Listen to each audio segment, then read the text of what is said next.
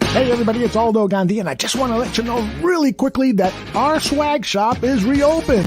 DeepDishTees.com is where you go, and that's tees with T-E-E-S. Clever name, guys. They're the new home of our merchandise. You can get t-shirts, you can get caps, you can get coffee mugs, you can get hoodies, you can get all sorts of good stuff, and you'll help out the bar room with the purchase. So head over to DeepDishTees.com.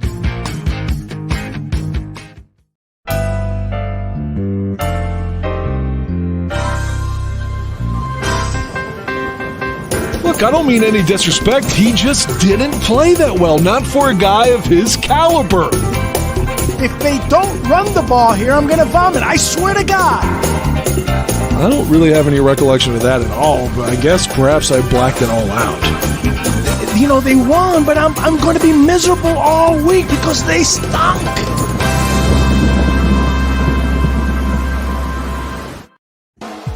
You're listening to the Ballroom Network. The following program is intended for all audiences. Welcome to the South Burbs Hitmen podcast with your hosts Joe Mandel, Steven Zim Zimmerman, and Chris Gonzalez. We're bringing you the White Sox coverage you need from the perspective of true Southsiders. Grab your Kaminsky dog with an ice cold beer and meet us in section 155. Everyone get on your feet for your 2021 South Burbs Hitmen. That ball hit deep. Way back. You can put it on the board. Yes. Jimenez in the air. Left field.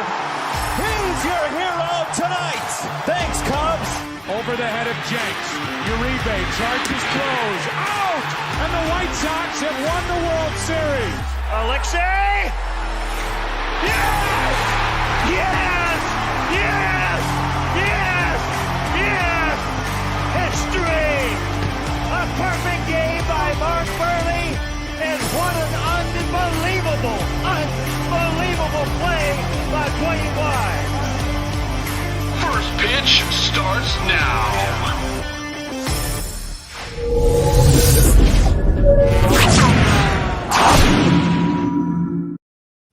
What's going on, White Sox fans? Welcome to the South Burbs Hitmen podcast.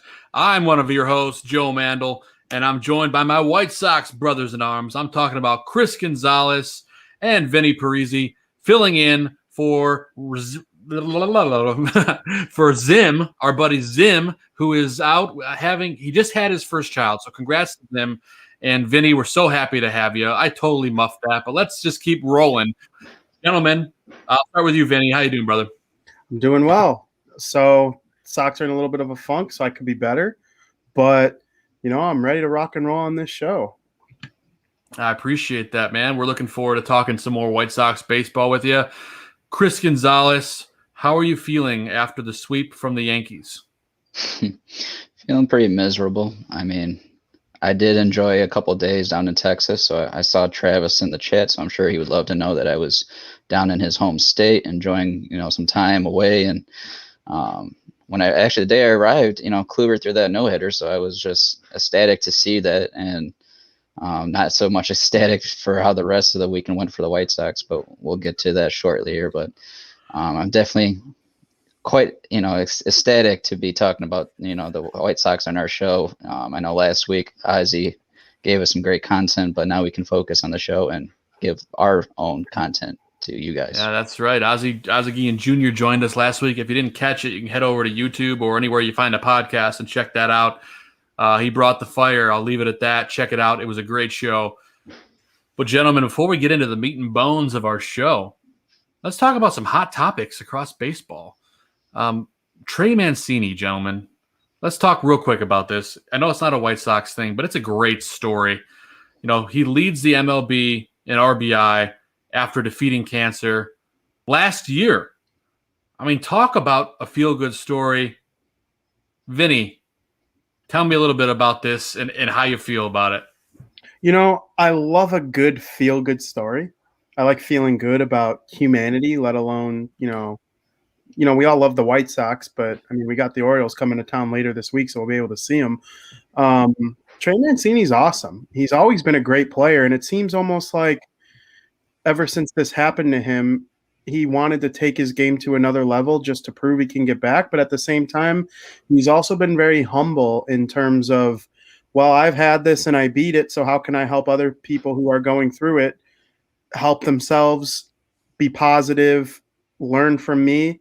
And it's really great to see on both a baseball side of things and just a human being side of things. So we always talk about like how baseball players are going to go to the Hall of Fame, whatever, if they have a chance or not, debate it. Trey Mancini's a human Hall of Fame type of guy.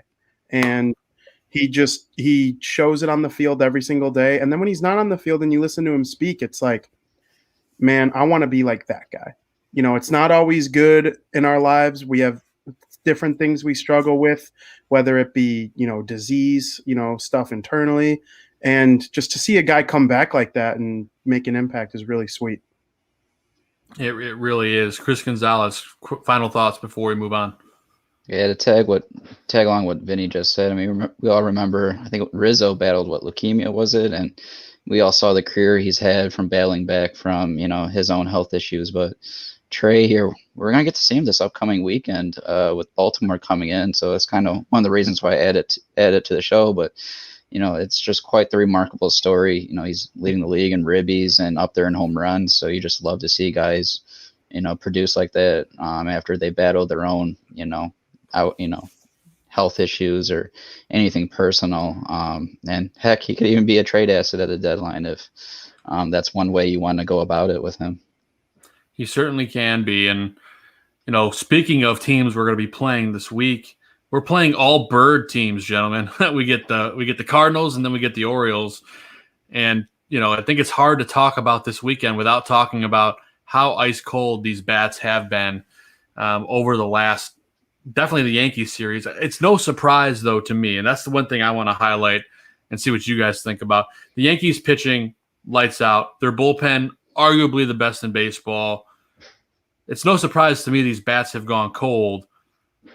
This gives them valuable experience under their belt for when they meet the Yankees again. They play them again in August at home. And then, hopefully this is an ALCS preview, right, guys? Gonzo, thoughts on that? Yeah, and I know we didn't get to it last week during our White Sox Weekly, but I really was going to harp on how nervous I was facing the Yankees. I did see that we were going to be facing the back end of their rotation, but, it's still a team that they've been inconsistent up until last weekend, going hot and cold, and you just had a feeling that they're going to turn around soon. And the fact that we faced them when our bats go cold, it was hard to watch, but by the way games 1 and 3 went, you saw that we can battle with them even when we're losing our top 2 bats in our order. And we even throw Giolito out there. There's just a lot of positives you can take away from that series. But definitely it is a ALCS, potential matchup down the road. And I'm just glad with how 2 games went out of that whole series altogether. Yeah, no doubt. And Vinny, thoughts on, if the addition of a right fielder will help us beat the Yankees, a big deal to kind of put this team over the edge? Or do you think that they're just going to work through it as we progress through, the main part of the season after the All-Star break? Yeah, I kind of think it depends on how things go between now and the trade deadline. I don't think what happened against the Yankees is necessarily the rule for the White Sox. Like, I know there was the one game where they scored 16, and other than that, the bats have been a little cold lately. Well, they're not going to stay cold. They have Jose Abreu, Tim Anderson, Yohan Moncada, Grandal, like even Andrew Vaughn's coming on now, which is a problem for the rest of the American League. And I didn't even mention Mercedes, who's been a revelation. You take Lou and Eloy out of that lineup, and it's gonna have its problems every now and then. That's just a fact. If or I would say Tim and Abreu are always the most consistent. So if they have one tough series, that makes the rest of the lineup look a little more dim. And I know Yohan's coming on really hot now, and we could kind of put him in that category with the other guys that we consider elite in terms of hitting. So I just hope that by the time they play the Yankees again, they have some of this stuff figured out. the first game's going to be against them at the Field of Dreams. People don't even mention that during the series. I kind of thought Major League Baseball would use this weekend to kind of promote that a little bit, and we always rip on the league for being poopy at promoting stuff. Yeah, that was a missed opportunity in my book, because that Field of Dreams sure was be awesome, especially since like Field of Dreams, the movie, the two teams involved the most are the White Sox and the Yankees. That part I think they did get right, but I just think it definitely has a possibility of being the ALCS, because Boston or New York are going to win that division, or Tampa Bay, I guess. But it just certainly seems like, if it's not the ALCS, the DS maybe, but either way, they seem destined to meet again down the line. And the White Sox still kind of have that, like, we got to prove it feel. And I really don't feel that way, because they lost both games they lost were like walk-offs without their two best hitters. I don't think the Yankees are much better than the White Sox. Garrett Cole's a problem. But yes, he is. They didn't face Giolito. They didn't face Lynn. They got the best of Rodon probably this season, including the no-hitter. And I don't know. Dallas Keuchel and Dylan Cease got tagged around a little bit. It's going to happen from time to time. But what we saw from Andrew Vaughn, how he learned something from Chapman, I think there's a lot of negativity surrounding that series, but there doesn't have to be. Like, there's room for the rest of the season. Yeah, and I mean, like you mentioned, the bats. What you said, if TA or Abreu has a bad series, then it goes down the pipe. Tim Anderson had about as worst of a series as you could have, and imagine if he even had 3 hits in that series as opposed to just, I think he had 1. So I mean, just the small little things can get this team going. So I agree with you, Vinny. I think there's a lot to learn from this series, and I don't think we need to be as down in the dumps as everyone seems to be right now. So with that said, we're going to move on to some of our segments for the show, and some things that we are down in the dumps about that we can talk, and we can be a collective venting session and talk about it, because it was a lot of feelings inside here this week, especially when it comes to Tony La Russa, and that's what we're going to talk about in this week's La Russa's Locker.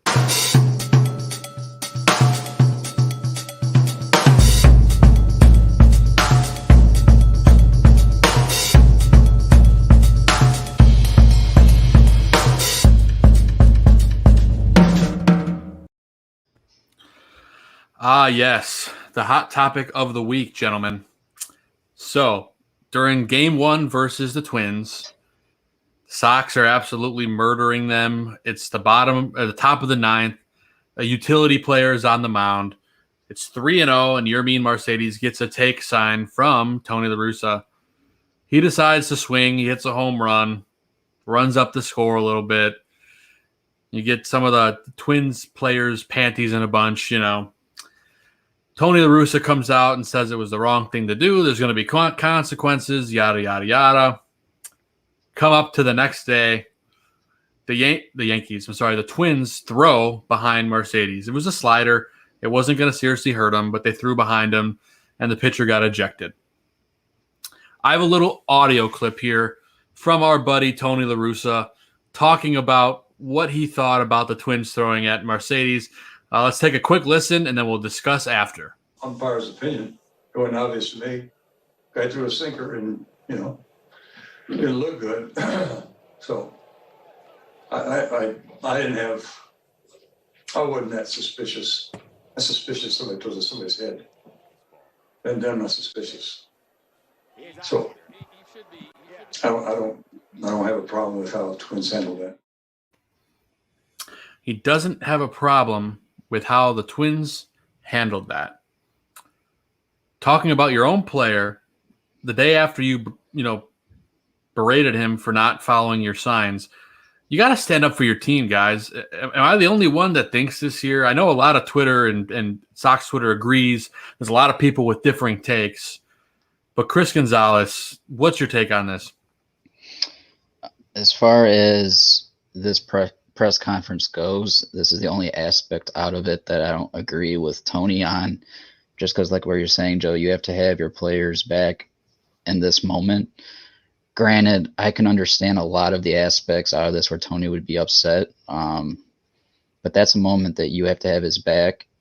And he probably knew that by the unwritten rules of the game, which I can't stand them, But he probably knows that a team like the Twins that are last place, they need some type of spark to get them going. And this could have been that spark. And he probably knew that they were going to throw at him the next game. Granted, Major League pitching, these pitchers can't hit him if they have the intent to do so. So I don't know. I'm kind of surprised Yerman didn't get hit. But regardless, that's a moment where you can't risk it. You got to have his back. And I don't know why he didn't. I got to give respect to Tony, because just with his resume, the championships that he's been in this game, he's done great things in this game, and we hired him to repeat what he's done in the past. But he knows the game to the point that we hired him for these moments, and he needs to be behind his team. And I can keep going about the other details, but we'll come back to me because I'll allow Vinny to talk about this. Yeah, go for it, Vinny. What are your thoughts? I think Tony's acting like a clown, because here's why. If he gave a 3-0 sign, which I'm not fully in agreement that they even did, because I've talked to many people that saying a 10-run game, they don't really do signs anymore. And I just find it hard to believe that he got a 3-0 sign at all. And I think that was a way of making it him expressing his unwritten rule thing. But even if he did give him a sign, and that's an issue, I would agree you should listen to your coach's signs. It's not a reason to call your player clueless to the media. Just absolutely no reason at all. Agreed. That's horrible. And especially a guy like Yermin, who's been to the moon and back to get to Major League Baseball. And every home run for that guy is going to count for an extra penny in arbitration. And I just can't see a world that was the right thing to do, the right way to handle it. Whether you agree with the swinging on the 3-0 or not, I honestly don't care. It's a joke that Tony La Russa ousted him like that to the media, and acting like it was a way to get the Twins to not throw at him, to me, is just, it's flawed if that's how Tony La Russa did it, because they were going to throw at him anyway. They literally did. And I think the Twins were very cowardly for waiting until the 7th inning to do it with a guy who they don't care. Do it with your starter. If you don't want your starter to get ejected, start with an opener if you're going to be that much of a clown show in Minnesota. I just can't believe that it got to the level that it did. And everyone talks about respecting your opponent. Is throwing at a guy very respectful? No, especially in a close game that the Twins had a chance and actually did end up winning. Now, from Rocco Baldelli's point of view, I think getting ejected and screaming at the umpire after that was smart, because he knew everything he was saying was wrong, but he knew that if he did it anyway, if he knew that he did that, it might spark his team, and it did. You know, Ozzie used to do that kind of stuff all the time. He would say things to the media and like, oh, yeah, let them blame me and you guys get fired up over it. But Tony, he clearly has a disconnect with his team based on the social media posts after the game. And you got TA and Yermin doing their thing on Instagram, and Lucas Giolito, everything he said. The stuff with Lance Lynn and saying that I have an office and Lance has a locker. That's just so disrespectful to guys who put their bodies on the line to play for you. Like, how do you expect anyone to want to play for you if you do that kind of stuff? Yeah, the stuff with Lynn really bothered me when I saw that come through the comments. But getting back to Tony La Russa and this whole situation, I pulled the clip from MLB Network. Christopher Mad Dog Russo sides with Tony La Russa and some very interesting comments. So I'm going to play this clip for you guys, and then I got to get your thoughts on it because this is pretty wild. I am stunned that La Russa, there's nobody in America wants to defend La Russa because they're afraid they're going to get pounded on social media? What? Who cares? How does anybody kill the manager who told his young player in a 15-4 game in the 9th inning on Tuesday night? He told him by a sign, and he told him from the top step of the dugout. He verbalized it to him, and he told him through Joe McEwen, his third base coach, don't swing. It's 3-0, it's 15-4 in the 9th inning. When the manager or coach or whoever it might be, trainer, when he tells you not to do something, you don't do it. 15-4 in the 9th inning is an absolute no-no to swing. I don't care who is pitching for the opposition, and that's a white flag anyway, with the utility player on the mound. That's the first issue. Second issue is, why are you swinging anyway? Why are we in this situation? Who swings at an 11-run lead in the 9th inning? You think Henry Aaron would have done that?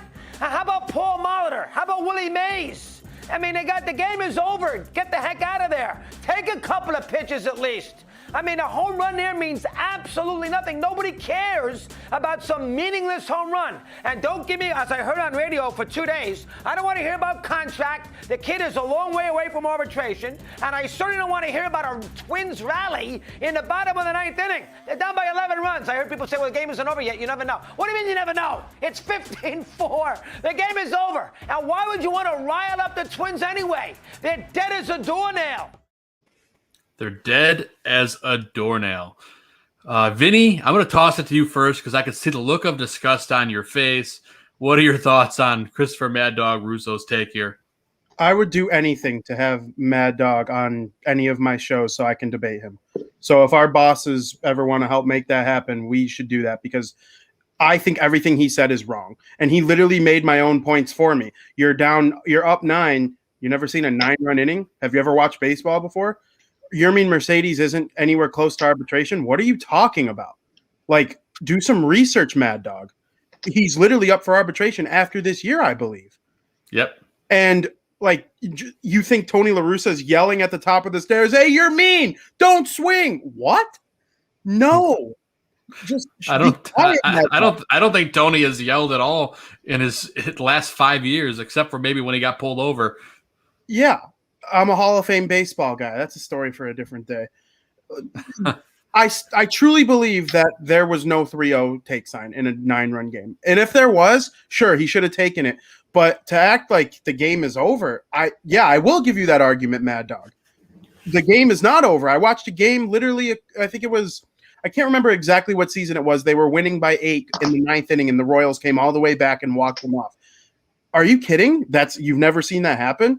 This guy just must not watch baseball. I mean, it's either that or he just likes ratings so much that he thinks when he talks in that condescending tone that people are going to agree with him or take him seriously. No, I would love to debate him on that because there's no way that just the basis of the 3-0 swing or agreeing with La Russa, I can't co-sign it.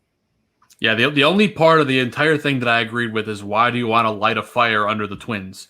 That's the last thing he said. That's the only thing that I agree with.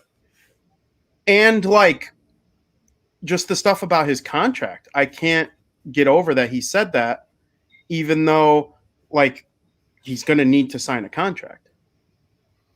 Yep, and the way he's playing, he's going to get one, but he's got to keep playing. And I'm sure a home run's sure going to help add to those stats. So I agree with you, Vinny. Chris Gonzalez, what are your thoughts on the Mad Dog's crazy rant? That was only less than 2 minutes of a 7-minute rant, by the way. Yeah, no, I mean, when it comes to Mad Dog Russo, I mean, that's what he gets paid to do. He said a lot of crazy stuff in that little clip. Like what I said before, Tony's press conference was the only thing I didn't agree with. Now, when it comes to the take sign, I do firmly believe there was a take sign. I know Vinny can disagree with that, but I absolutely believe that there was a take sign there, and that's why Tony was so irate, because the TV cameras went to him in the dugout, and he was irate about how he disregarded the take sign in that 3-0 pitch. And then after the game, Guff, gave him the question, does it matter if it was on the 3-1 pitch? And Tony said, he's like, it matters that he disregarded that take sign. I don't care what the count was. He disregarded my take sign. Now, that's something I want to kind of harp on a little bit here, because you can go back in Yerman's past with other organizations. It's been documented of his past with other situations that he's had. But when I only want to focus him in a White Sox uniform, I don't care about the past. Sure. Guys, 2 weeks ago, he showed up to the ballpark late and was taken out of the lineup. That's one strike against you right off the bat. Now, you saw from the week prior in the Kansas City series, not Yerman, but Moncada had 2 bloofs of details on the base paths as well. And then you go into, that Minnesota game, disregarding the take sign. These are small details that are in. Granted, the team is, before the Yankee series, they're leading the MLB in baseball. They're winning. But these small details, you got to get focused on now. Get that out of the way, so at the end of the season, those small details are benefiting you than hurting you. And granted, Yermin is still learning the big leagues, and these moments, I'm sure he's talking to the team, keeping this, in the clubhouse. But this needs to get sorted out. I mean, when it comes to these details, they're going to be big down the road. And I'm on Tony's side of it when it comes to taking the sign. And I don't care about, unwritten rules of the game, but I firmly believe on the take sign situation. That's what, I agree with Tony on. Totally understood. Vinny, I know you said you had one more thing you wanted to say. What do you got? The thing about the take sign, yeah, okay, even if there was one and he disregarded it, that's a problem. But Tony was talking out of both sides of his mouth because he was saying that, it's the take sign, I don't want him swinging when it's the little things. I agree with that. If your players aren't listening, like, you're going to run into some serious issues down late in September and early October. So the talking out of both sides of his mouth, the thing was did it bother you because he missed the take sign, or did it bother you because of the unwritten rules? It really shouldn't be both. And the other thing, based on what Russo said, the game is over. We need to finish it. Hurry up and let's go. Don't you think swinging at the pitch creates a better chance of the game ending sooner than not swinging at the pitch? True. If you would have fly, you have a better chance of flying out if you swing the bat or grounding out. I mean, I would say it's more likely than watching the pitch go right through the zone. So let's talk for a second about how much strength it takes to hit a slow pitch like that out of a ballpark. I mean, he clobbered that thing. It's not an easy thing to do. Look at this pitch. What's the average exit velocity on a home run in Major League Baseball? It's over 100. I know that. And so he had to literally double the pitch in terms of velocity to push it out 411 feet, one of the longest center fields in Major League Baseball. And it was a 47-mile-an-hour pitch. I mean, just think about all the power you have to do that. So it's not like it's an easy thing to do. Anyway, long story short, it's all behind us now, but Yermin kind of got in a little bit of a funk after that. I feel like it. And, he's going to have to build himself back up like the rest of this lineup. Of course, we're playing the Cardinals right now. I don't have the game on. He's 1-for-1. He's 1-for-1. Yermin is? Mm-hmm. All right, I'll take it. In a totally random side note, while we're on this segment, I have a bet tonight that Lance Lynn is going to have at least 10 strikeouts in this game. I had a free $10 bet on DraftKings. It pays out 56 if it wins. So Lance, keep striking those guys out. I'm not looking at the stats, but hopefully that happens. And Santiago, thank you. We appreciate that. Lots of great discussion. We're having fun. Talking a lot of ball tonight. We're glad to see the chat room is very active. That was only one of our items under La Russa's locker, but it's probably going to eat up most of the segment. But also got to talk about Minnesota Game 3, guys.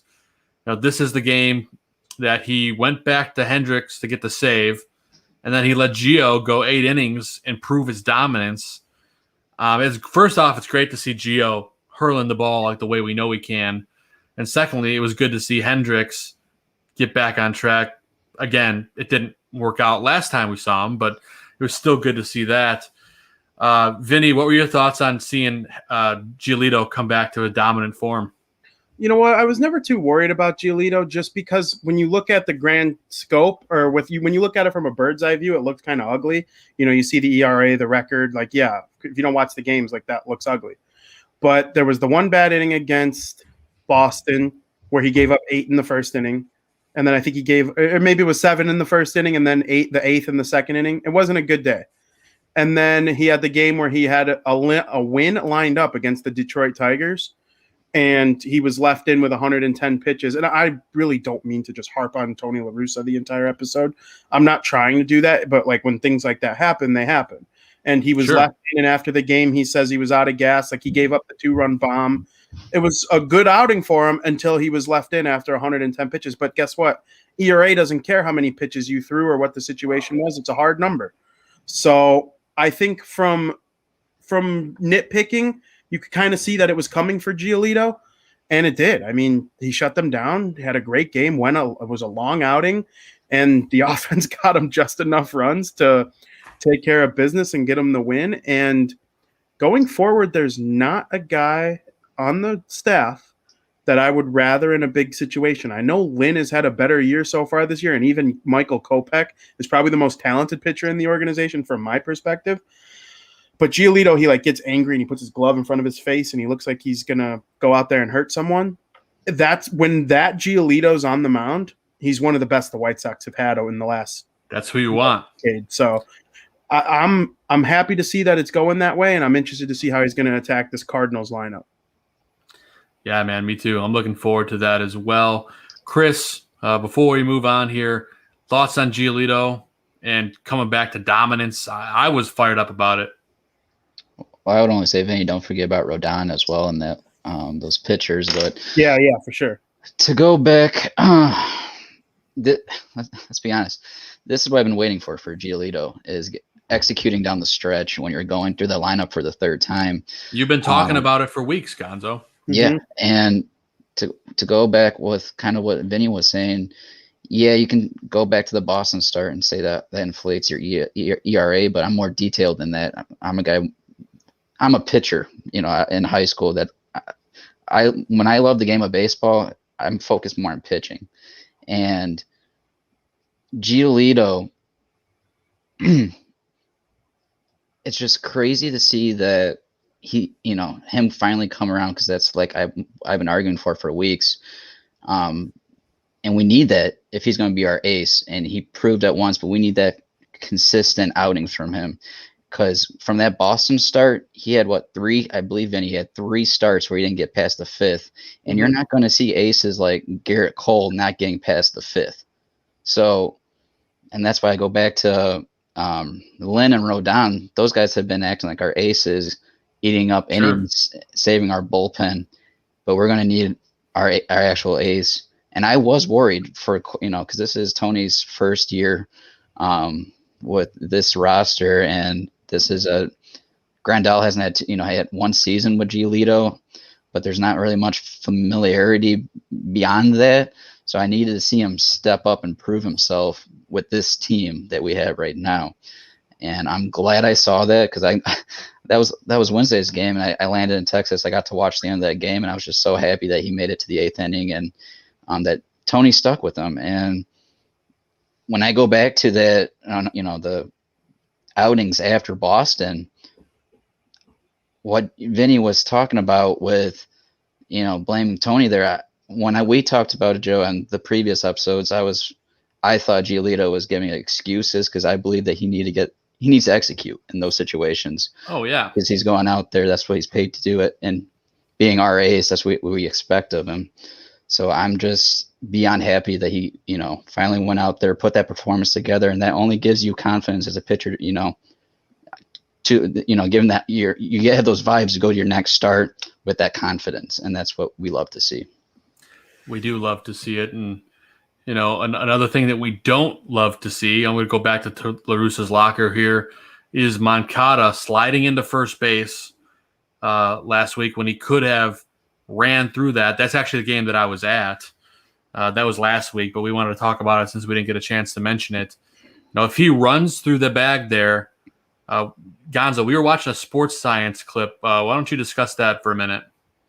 Yeah, so basically the bottom line with the sports science clip is that sliding slows your body down, but when they did the studies on it, it slows you down by 10 milliseconds, which, like you were saying, Joe, if you run through the bag, Moncada's going to beat that out if he runs through the bag. And I was irate when I saw him slide, because that was just a key moment with it. I think it was a tie game, was it? And granted, the pro of that series was he drive the tying run in the game after that. But when you slide or lunge at the bag, you're just slowing your body movement down. And in a situation where if you run through the bag, you have Jose Abreu coming up with guys at first and second. And then to also add on to that, in that next game, Moncada had a stop sign at third base, and he blows the stop sign, gets thrown out at the plate in the tie game. That was bad, yeah. And if he holds up at third, you have bases loaded with 1 out with Jose Abreu again at the plate. And when I tell you about the details of the game, those are key moments that are going to hurt you in the long run, and you need you can't be missing these small details. I mean, Moncada has to know that with that short line drive over the infield to right field, where Merrifield has the best arm Usually, the best arm's going to be in right field. Got a killer arm on a shallow line drive. You have to have that IQ to hold up. Like, you can't risk it in that situation. Yeah, absolutely. And I think Tony had to have a talk with him. It seems like he did, because Moncada seemed like a different player after that weekend. He of course he's been on a tear this week. Let's hope that continues. And diving catch in center field. Holy smokes, that would have been Sox 1-0, but White's the center fielder for the Cardinals, who I can't think of his name off the top of my head. Harrison Bader. Made a diving. What's that, Vinny? It's Carlson. There's a Carlson. Okay, they moved Made him a diving snow cone catch. Wow. I was really about to say, Sox up 1-0, and then they took it right from underneath me. Yeah. Anyway, one last thing to talk about here, gentlemen, and that's Game 3 against the Yankees. Tony La Russa, we give him props, pinch hits Andrew Vaughn, who goes deep off of Aroldis Chapman. It's his first earned run of the season. Big confidence booster for the kid. Then Liam Hendricks comes in and poops the bed. Vinny, I'll let you take this one, man, because we went from such a high to such a low. Yeah. So with Vaughn, it was interesting to me because he's the one who grounded into the triple play off of Chapman, right? And I think that at bat was the best thing that happened to Vaughn this season. And yeah, it was a rally killer, and they lost the game in the bottom of the ninth. He learned something in that at bat. He figured out a way to take advantage of Chapman, the way he pitches, and he went to school on it. And I guarantee you, he went back and looked at the iPad on Chapman and how his swing was against him, and he made a major adjustment. And in Game 3, he hit one to Pluto, and it wasn't like a short porch, like little dinky home run that some of these guys get at Yankee Stadium. Like, he hit that ball. No doubter. Yeah, absolutely. As soon as it left the bat, it was like, oh, well, he took it 1,000 feet because it's a Chapman throwing it. When you get barrel on Chapman, it's gone. And the Liam Hendricks thing, I'm not crapping on him as much as most people are, just because. Like Zim? Well, he needs to throw strikes. Like, I'll crap on him. He needs to throw strikes. You cannot throw balls when the bases are loaded with no outs in the bottom of the ninth and you have a chance to lose. But he also probably should have started the inning from scratch. Bummer was good in the eighth inning. And for some reason, I used to think Bummer could probably go a little longer than one inning. So far this season, he's kind of proving that it's only the one inning. I mean, it's a long season. He could have arm and figure it out later. But I don't know. I would like to see Liam Hendricks start that inning. Otherwise, other than that, I didn't hate the way the game was managed. So I kind of like pinch hitting Vaughn in that situation, because I don't know if Vaughn and La Russa had a chat or something, but he definitely went to school on Chapman. Yeah, he certainly did. That was great to see. Gonzo, before we get out of this one, last little bits about Liam Hendricks, because I know you've been talking about him quite a bit. Yeah, I was at the airport for Game 3, so I missed this whole game. Can you remind me of the Bummer situation? Did Bummer face 3 batters in the 8th going into the 9th, or was there that rule that could have affected the decision for Tony? You don't have to. It's either 3 batters or finish the inning. Or finish the inning. That's right. Yeah. So he was in there for the 8th, though, right? Yeah. Oh, yeah. Okay. That's what I didn't know about that game detail. But even in that situation, I'd still go with Bummer in the 9th, because that is a hold situation. I'd save Hendricks for the 10th. But yeah, that's a game I'm not even going to blame on Tony. That's a game that just lack of execution and team defense with the Timmy error earlier in the game. Because that's a situation with if Tim doesn't make that error, you're likely going to be having a lead in that game with the Vaughn home run. But then who knows if that's a whole hypothetical, because who knows if Vaughn gets that pinch hit in that situation if they are up. You would hope he might have, but yeah, that's just like when we come and face the Yankees later in the season, you just hope that we don't have those lacks of execution and big moments, and that our team defense wasn't as bad as it was in that series. Yeah, no, amen to that, man. Amen to that. And let's move on, gents. You know, we talked about TLR, a lot about Tony La Russa, 35 minutes worth, and there was a lot to discuss. But now let's get to the other side. Let's get to the guys that stunk up the place this week. They're the guys that stunk up your bathroom, clogged your toilet, you name it, in a segment we like to call the Adam Dud of the Week. You suck. You suck. Stupid, lousy, no excuse. What a dud. What a total dud. Stupid, lousy, and there is no excuse. You are 100% right, Tony. And this week, guys, there's a handful of guys that fit the mold of being duds. I hate to be the guy to nominate him, but I got to go with Tim Anderson here, guys, for my Adam Dud of the Week. For those of you who don't know, Timmy went 2 for 21, batting .095 with 0 RBIs, 1 walk, no runs scored, and 5 strikeouts. Tough week for Timmy. Gentlemen, what do you guys have for your duds of the week? I'll let you start, Vinny. I'm going to go with Bummer. We just talked about him. I normally am okay. I agree with Gonzo in terms of letting Bummer hold if there was no runner on second to start the 10th inning. I think that changes the way you have to approach it. Like, you got to get to the 10th inning, first of all, in order to plan for it. And if that wasn't a thing, I probably would have been okay with having Bummer come back out. But if you have Liam Hendricks hold the inning, and then you figure out a way to get that run in the top of the 10th, Chapman's already cooked, and they're probably going to put in someone who's lesser than Chapman. So you never know if they're able to score that run from second with no outs. And then, of course, you can have Garrett Crochet or Michael Kopech come in for the bottom. So I just didn't think Bummer was very good. And I don't think he's as bad this season as some people. He's been hot and cold. So I would just go with Bummer based on the fact that I've seen him be a lot better, and it just wasn't good enough. I'm all for it, man. I agree with you, Vinny. Chris Gonzalez, who is your dud? Now, wait, that Bummer, that wasn't 8th into the 9th, right? It didn't get to the 10th. Yes. Right? Yes. Yeah. Okay. Yeah, well, I had kind of a partial for dud of the week here. I agree with the Bummer selection because you need to get outs when you're holding them in the 9th there. But there's also a situation, I believe, in Minnesota that he came into, and he wasn't executing as well in that performance as well. So I agree with Bummer in that situation. And then my other partial was the team defense. You know, when we're facing the competition of the Yankees, some of the above 500 baseball teams in the AL, you can't be, having these, errors around the infield.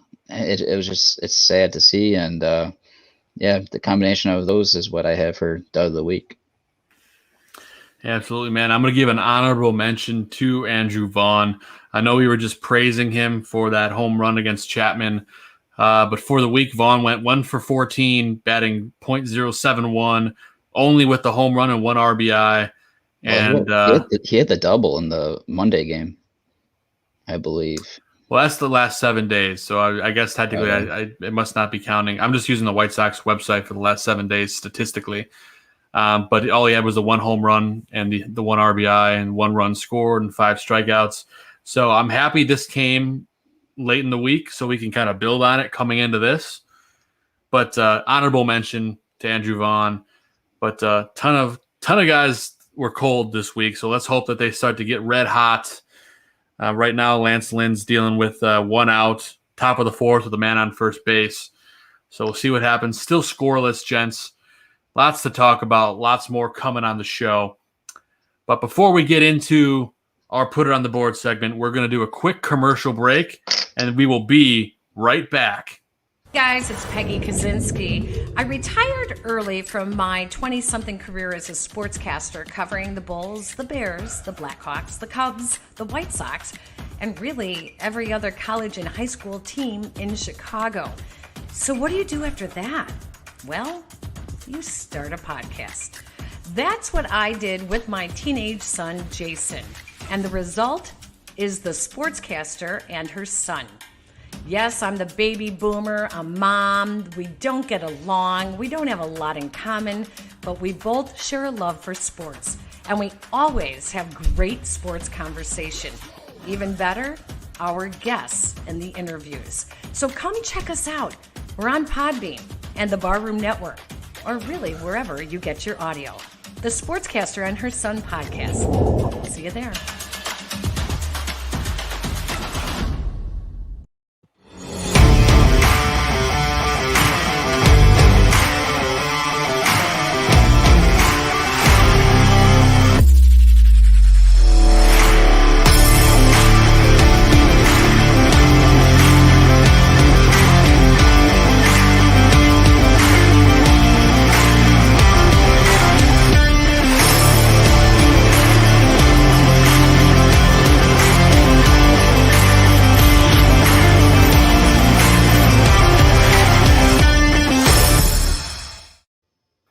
That's right, everybody. Make sure you get your South Burbs Hitmen merchandise at deepdishtees.com/barroom.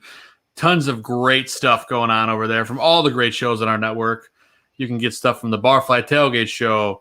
You can get stuff from Buffon 55. You name it, it's there. Help support us. Let us keep doing what we're doing.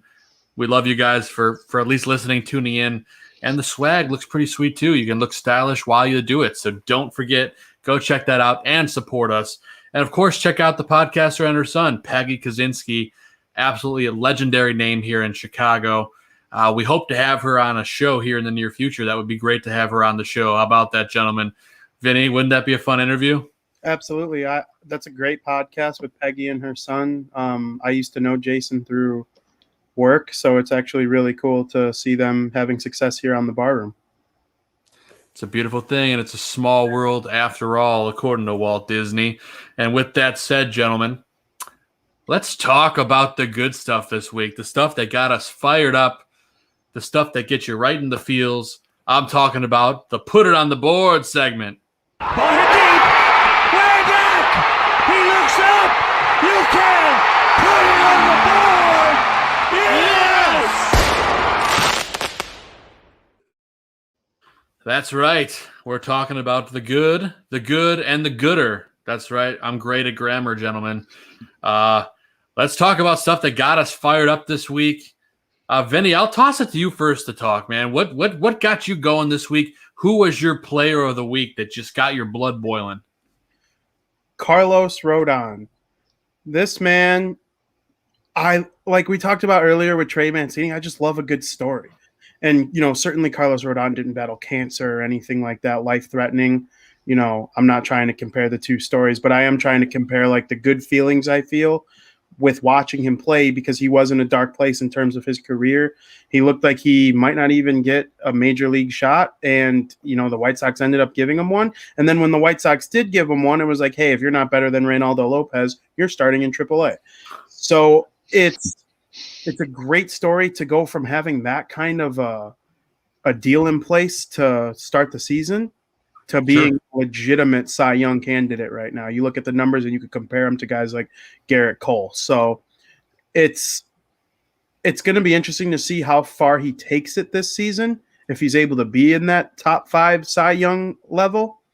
And, I'm not even sure he's going to necessarily be top 3 or be nominated or even win it, but I definitely think he can keep it up. He's got the stuff. We all knew he always had the stuff if he could just stay healthy and stay consistent. And a lot of people were enthusiastic about Ethan Katz going into this season. Well, it certainly is having a good influence on the starting pitching at the very least, because a guy like Rodon is really kind of having like a Giolito type resurgence. And you can even argue that the ceiling was higher for Rodon going into their careers. I'd probably take Giolito now, but going into their careers, being a number 3 overall pick, and he was the best pitcher in college baseball for a while there, and just seeing him come in and be this awesome and, shut down a Yankees lineup that has such a good approach to the plate. I was happy to see that. I wish they could have won the game for him and get some offense, but, he was going against a good pitcher himself, and it was just a great pitcher's duel. So it was fun to watch. It was definitely fun to watch. Los has been bringing the fire all year long. Chris Gonzalez, who brought the fire to your heart this week when you were down in Texas? Who was it? First off, that was a really good pick, Vinny. I agree with that. But my pick of the week is going to be Giolito. Because let's face it, going to Game 3, you didn't know what was going to go on with Game 3 after the whole Yerman situation. And for Gio to come out, lights out, go 8 innings, and for the Sox to win that game, that was just an amazing performance, and it kind of shut down that little spark that the Twins did have going into, the spark that they needed if they want to turn the season around. But, our ace came out, shut them down, and gave us the chance to go into New York on a good note. And then you had the whole Rodon situation with his performance. I didn't think Montgomery was going to be that, great of a pitcher versus our lineup as a lefty, but that was one hell of a duel. But Giolito had a great performance last week, and he's got a start tomorrow versus Jake Flaherty in St. Louis, but then he also has his second matchup of the week at the end of the week for against Baltimore. So Giolito is my you could put on the board player of the week, and I'm only looking forward to better things from him. Amen to that, brother. And you guys said everything that I was going to say, but I'm going to go with Carlos Rodon.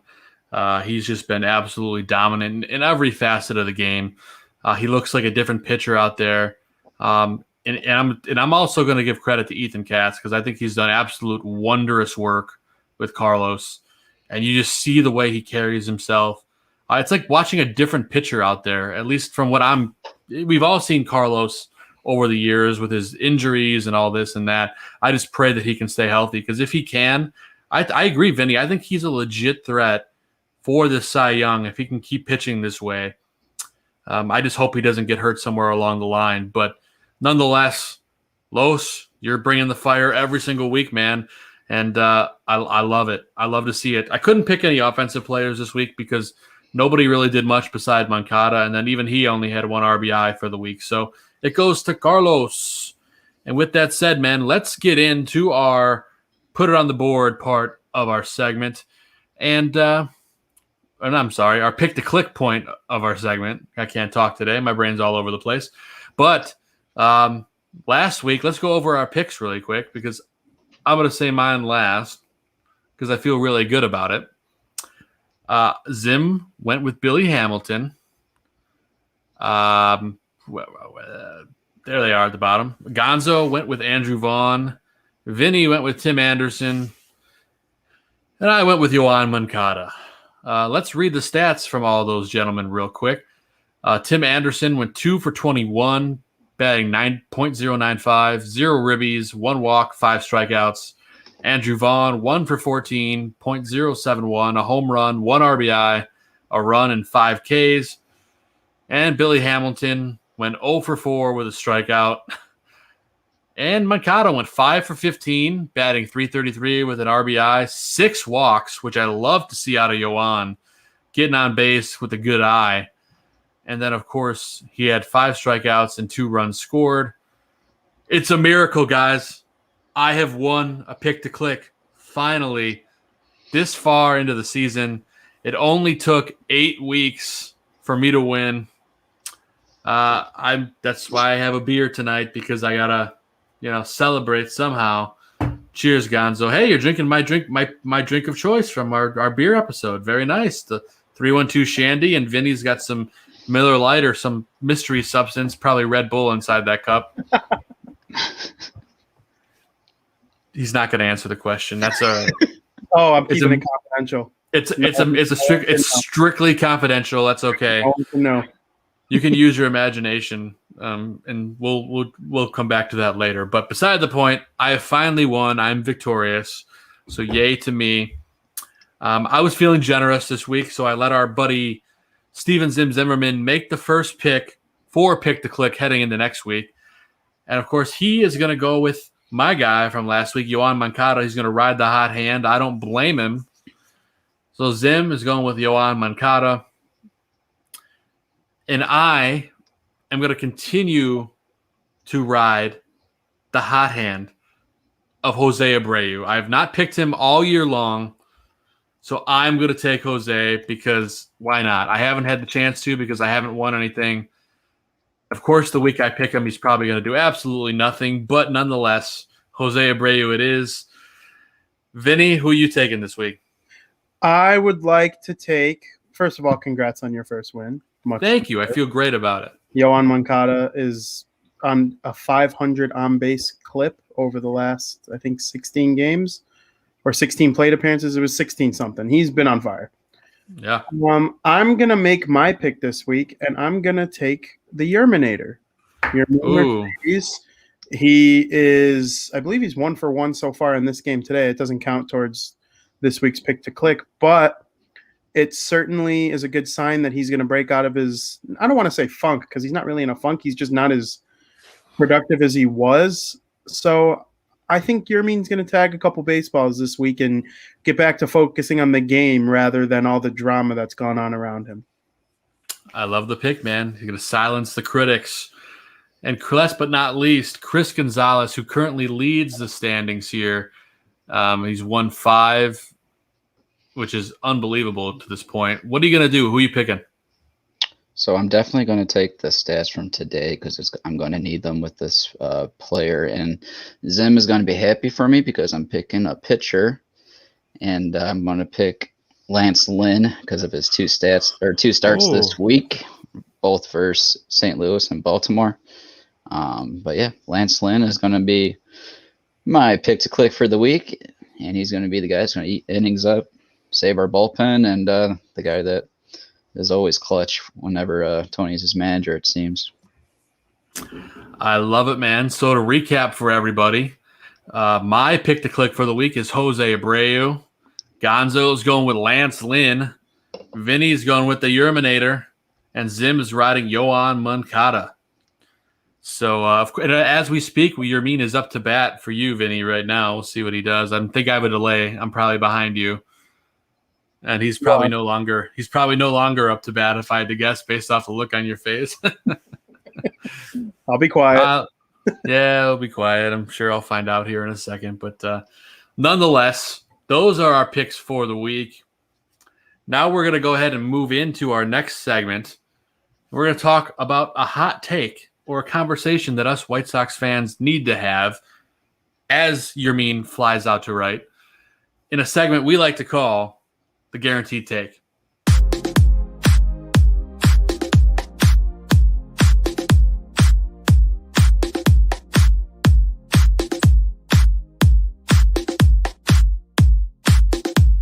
Yay! Yes, this week's Guaranteed Take is an interesting one, gentlemen. Jake Lamb got another hit the other day, but he really still hasn't done much at all up with the big team. He had a home run and like a single. I feel like that's all he's done the whole time. Is it time to DFA Lamb and bring up Berger from the minors? I mean, Berger's on an absolute tear right now. He hit another dinger, I think it was last night. Chris Gonzalez, thoughts? Yeah, I think he's got, 3 or 4 home runs of the year now, and both him and Gavin Sheets are tearing it up. Yeah, I'd say even though that Lamb, which I know Vinny likes the lamb chops, but Lamb hit 2 home runs with his last 2, plate appearances as of lately. I'd still love to see what he got in our minors. Some of our prospects are coming up over Jake Lamb, but I would love just to see some type of fluctuation of our guys in the minors to come up and give them an opportunity and see what they can do with it. I love it. Vinny, what are your thoughts on Berger? Because clearly he's swinging a hot bat right now. Yeah, I wouldn't be mad if they called up Berger in place of Lamb. I'm still going to eat lamb chops regularly, but I'm kind of on the Gavin Sheets train. I would like to see him get rewarded for how dominant he's been in AAA so far this season too. And it's probably one or the other at some point. And this is all before Lou and Eloy come back. So one of those two I'm okay with. I'd rather see either of them struggle in the majors with major league pitching than watch Jake Lamb struggle with major league pitching. And who knows, maybe they won't struggle, which is, what is the saying? Hope springs eternal. Give me the guys with some hope. Yeah, we need some guys with some pep in their step, some fire. Jake Lamb doesn't look like he is even excited to play baseball anymore. Maybe that's just me just having a biased opinion, but when you watch him go up to bat, he doesn't feel like he wants to be there, at least in my book. So I say give somebody else a shot, whether it's Berger or Sheets. I mean, we've got some guys that are worthy of a call-up. So I think it's time. Get another bat in there and see what we can do, because Lamb's clearly not working, in my opinion. Before we wrap this up, gents, anything else you want to add? Because we have to talk about the week coming up for this White Sox team. Anything else, Gonzo or Vinny? I think I'm good. Like, just keep swinging the bats until they figure it out, and it's going to be exciting to see what happens next. Amen to that. The Sox they're threatening now. Man on first and second, one out in the bottom of the fourth. So let's keep those bats hot, gentlemen. We'll see what happens here. But let's move on to our next segment here. We're going to talk about the schedule coming up and some pitching matchups in a segment we like to call White Sox Weekly.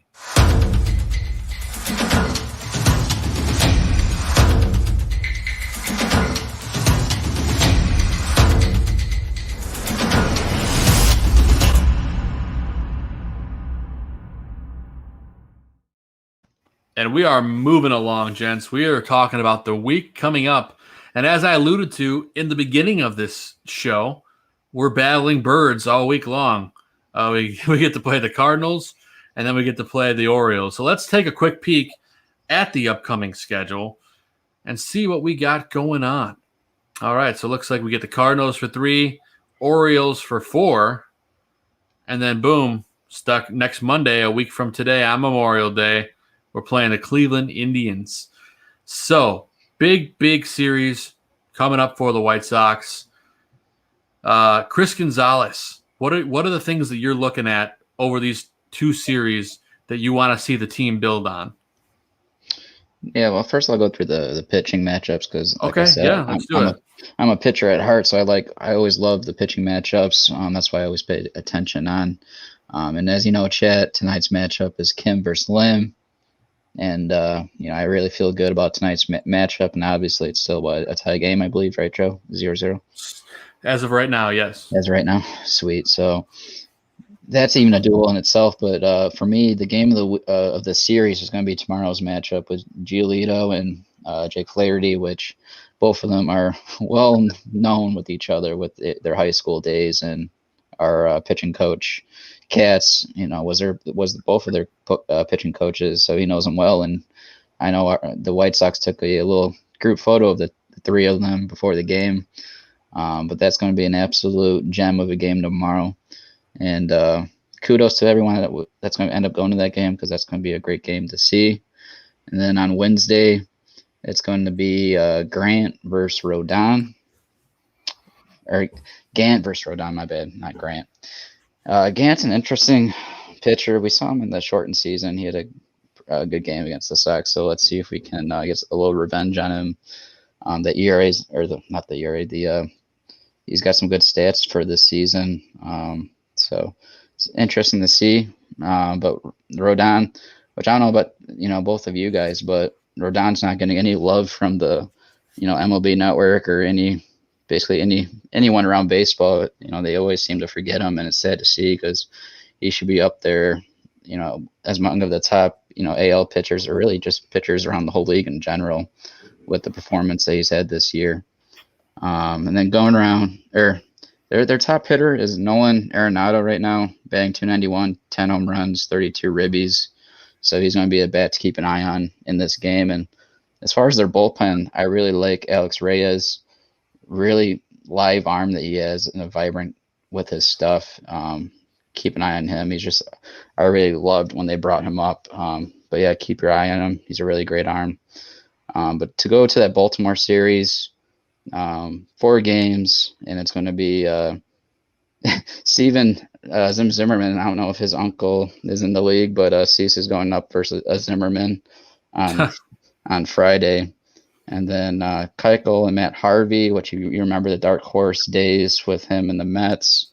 Oh, yeah. That'll be an interesting game to see. Or that's Thursday, Friday for those 2 matchups. And then Saturday is going to be Lance Lynn versus Means, which means both of them they're new hitters this year. So for me, that's a game of the week series right there in itself.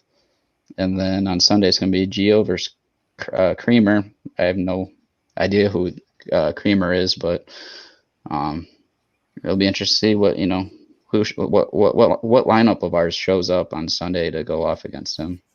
But Trey Mancini is their top hitter right now, and we talked about it earlier in the show. But he's batting 280, 10 home runs, and 41 ribbies. So hell of a season so far. It's a really impressive start to the season. Vinny, coming up, these 2 series coming up, what are you looking at? What's got you excited, or what's got you worried?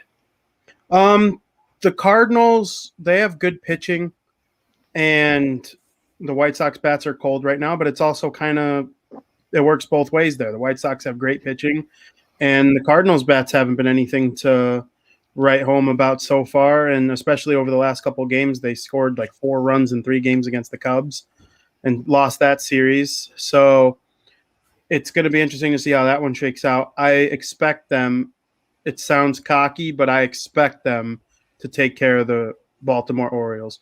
Like if they don't win 3 of the 4, I'll be a little upset because, they're still a Major League Baseball team. They deserve respect. You got to play them hard, but the White Sox should be able to bat around a couple times against them and pitch their way out of jams. So, yeah, that was going to be my thing I'm looking forward to this week. I'm predicting a sweep against the Orioles, and then I think the Sox are going to be able to take 2 out of 3 from the Cardinals. At least I hope so.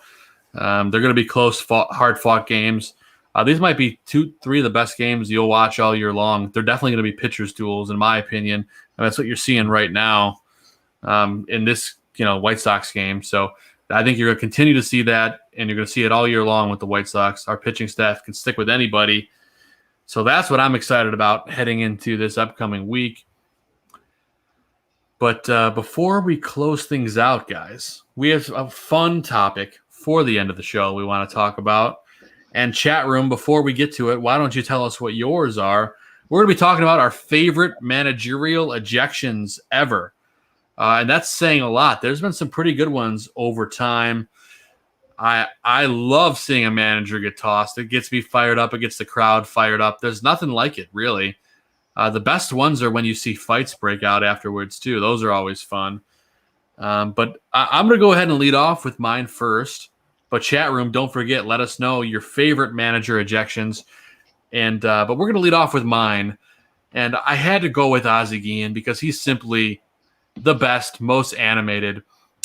This is from, I believe, a Cubs-Sox game many years ago.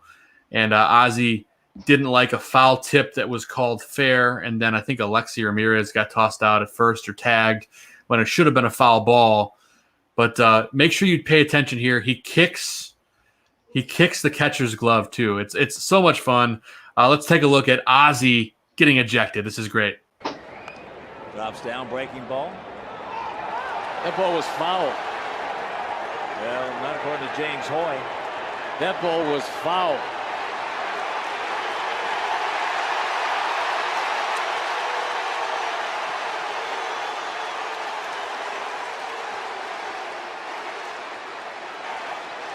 If he can't see it because he's blocked by Soto, he needs to get some help.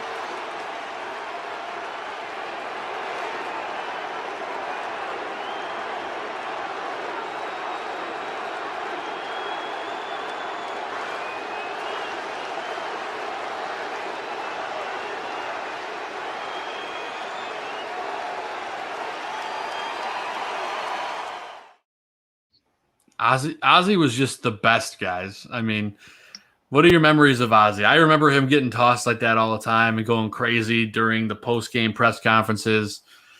Chris Gonzalez, what do you love about Ozzie and him getting tossed from a game?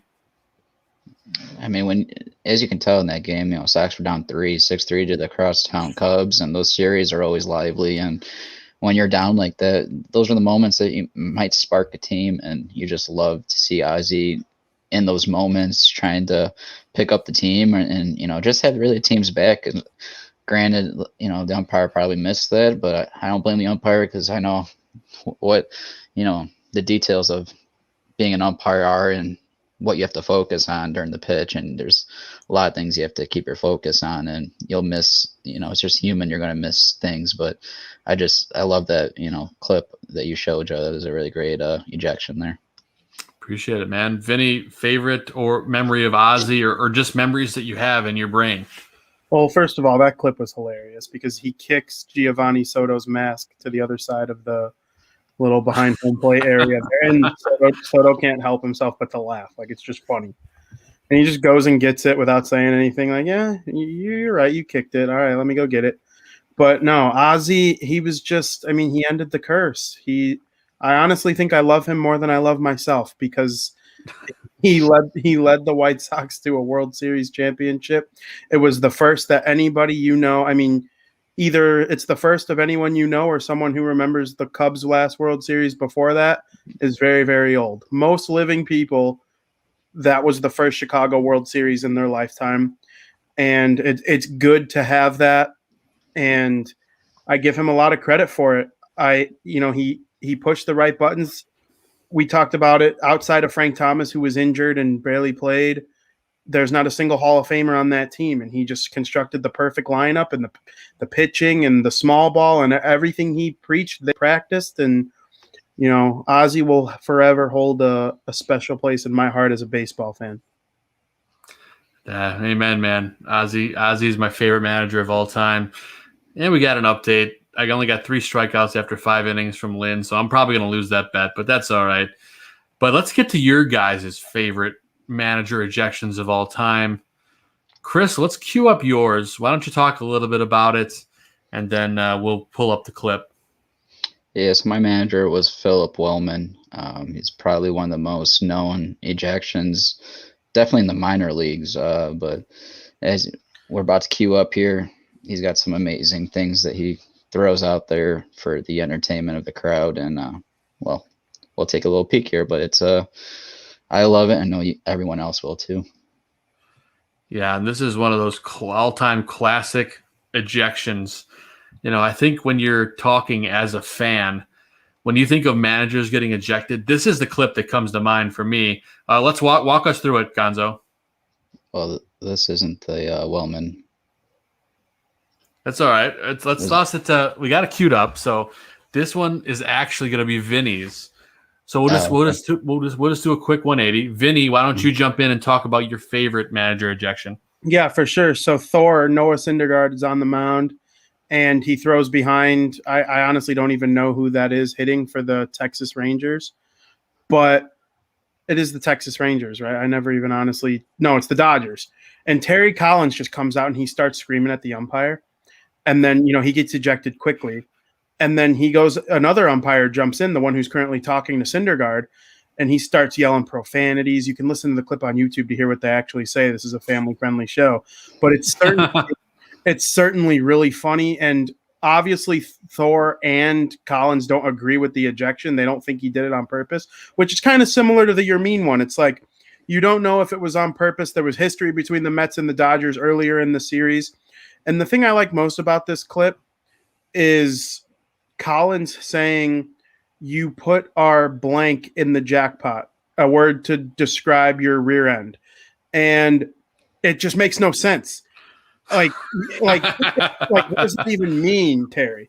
And it's just, or it might have even been the umpire that said that line. But either way, it's like, what does that even mean? And they just scream at each other. It looks like they're talking about each other's families in this, but they're really not. They're just arguing over the issue at hand. And my favorite part about this clip as well, it went viral with the audio years after it happened.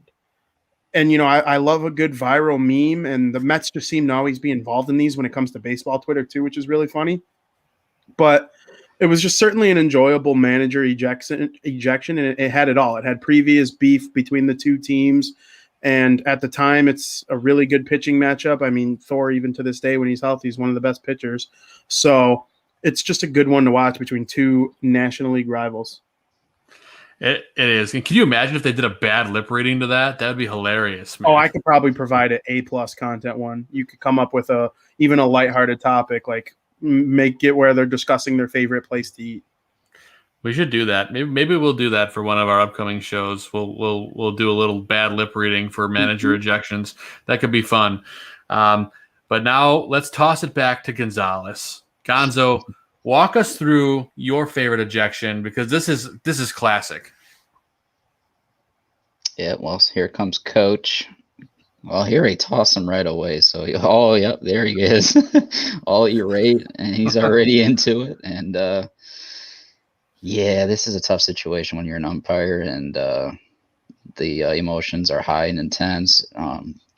Grant, I'm going to give kudos to the home umpire here because he's taking it here. But you kind of want to stay as calm as you can, but sometimes the emotions are too high and professionalism kind of goes out the door because now you have this going on and covering up home plate. Oh my God. Just to show how blind you are to what you just missed.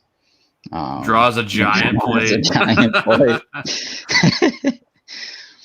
But he's not. And he's not done. He's going to go around the field doing the craziest of things. My favorite one is when he gets around second base, but he's going to give it to the third base guy too. Because why not? You got ejected, and you're going to give the best entertainment you can here. Keep your team all, It's entertaining, man. I tell you that. This is one of those things that I could watch this 100 times, and it gets funnier every time. It's not even the best part's still coming up. Mm-hmm. Vinny, where does this stand for you in terms of the best ejections? Oh, I don't think there's any doubt it's number one. It would have been mine if I was earlier in my, picking. He just takes the base, and then I'm pretty sure when he leaves, he blows kisses to the entire field. Like, it's an all-time classic. Like, you think of great managerial freakouts or ejections, like you got the guy, guys yelling at the podium about being 40 years old, or the playoffs guy. I mean, what is he even doing here? This is my favorite. This is something that someone that is intoxicated with like hard drugs. He pulls the grenade pin. Yeah, it's a work of art. I mean, if you're going to get ejected and you want to put on a show and it's the minor leagues, like this is the example. This is what you learn from. I mean, everyone who watches baseball seen this video. It's so great. I'm actually disappointed that Tony didn't hire him as his bench coach. I think that would be the guy that you would love to have. Adam Lupinella definitely had some great ejections as well. He definitely makes the list. And yeah, the robot umpires, I have a feeling they'll find a way to argue. I don't know what they're going to do, but I guess you can't fight science, but we got Terminator on our hands, gentlemen. There you go. Dave Martinez throwing first base, or Bobby Cox broke the record for number of ejections. That's right, Travis. He is our Texas friend. And Gonzo, earlier in the show, Travis asked you what part of Texas you were in. Why don't you let him know? Yeah, I was right outside of Dallas. My uncle lives in McKinney, which is to the northeast of Dallas. And but to be honest, I was there. I didn't have anything planned for that trip. We were just kind of going by air. We ended up kind of on the other side of Fort Worth, which is just on the completely other side of Dallas. So, I was kind of all over the area, but definitely in that Fort Worth, Dallas area for the 4 days I was there. Absolutely, man. Well, that's a lot of fun. Yeah, I spent the last 6 days down in the Smoky Mountains in Tennessee with my in-laws and my wife and her entire family. And tell you what, had some moonshine, did some whitewater rafting, and I didn't get to watch much of the Yankees series, which appears to have been a blessing, but I got to listen to it and watch some of the recaps. So at least I got that going. Before we get out of here, gents, anything you guys want to add to the week coming up? What do you want to talk about? Obviously, the Sox game right now is hot topic. We are still scoreless. Vinny, thoughts on what you've seen so far in tonight's game? Not a lot of hitting going on. Lance Lynn is getting the job done. I mean, it's exactly kind of what's been going on in the last couple days here, where the bats just aren't every time they have a threat, they seem to ground out. And Moncada's up for me right now with 2 outs. So we'll see if he's able to take advantage of a runner on first. I'd like to see the pitching continue to do what they're doing and then see the bats get hot. Same for me, man. Gonzo, what are you looking for tonight? And, to get a win out of this game? Obviously, Lance has been performing, but who's got to step up? Yeah, before I get even to shout outs, as far as this, I agree with Vinny that they should go into that Baltimore series and win 3 out of 4 at the very least. But as far as the St. Louis series, I don't even want to get to Baltimore, but gosh, both of them are in first place. This is a legit contender team in the NL with the Cardinals, and they got some hot, big bats in their lineup with good pitching.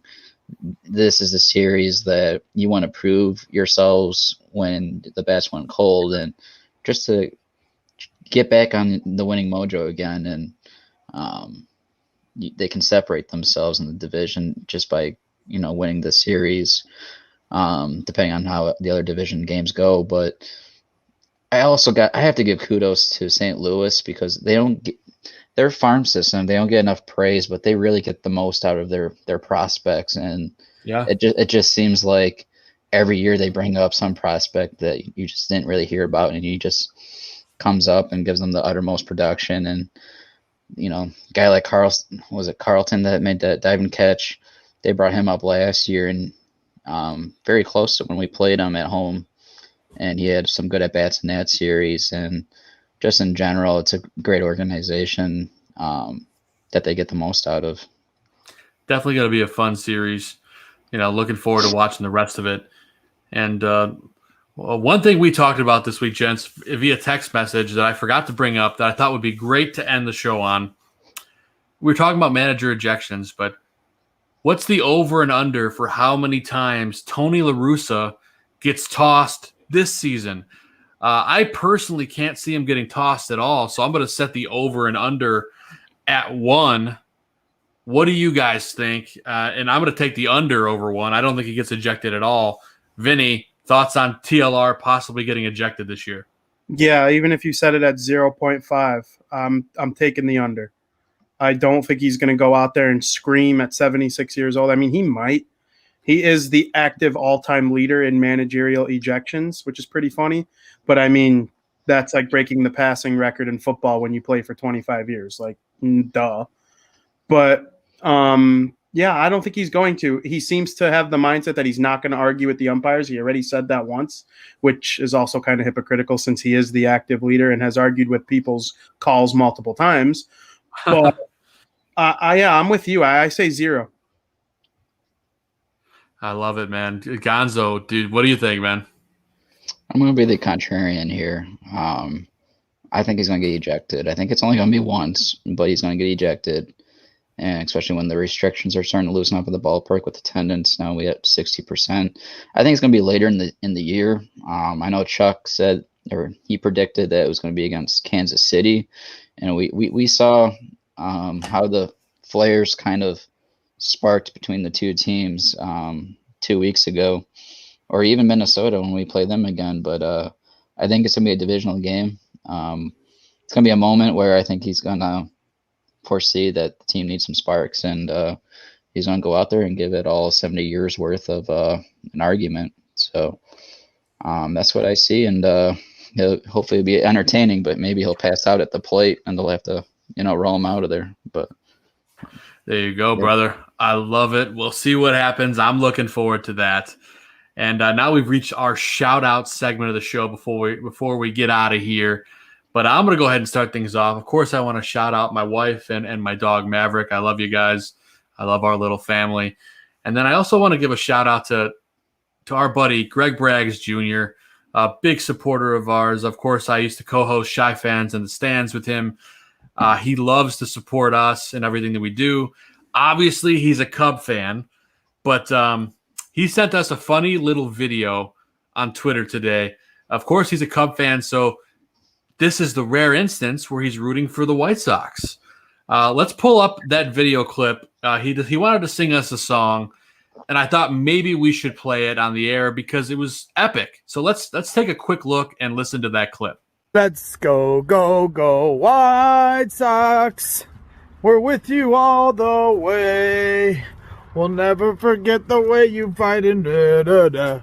We'll never forget the way you fight in Middle West. We're gonna root White Sox. Go ahead and beat the Cardinals for me, and then I won't say anything disparaging about you. So do your job this week. Let's go. Go, White Sox. There you go. Our buddy Greg Braggs, with his angelic singing voice, I was touched to my core. So it was so much fun.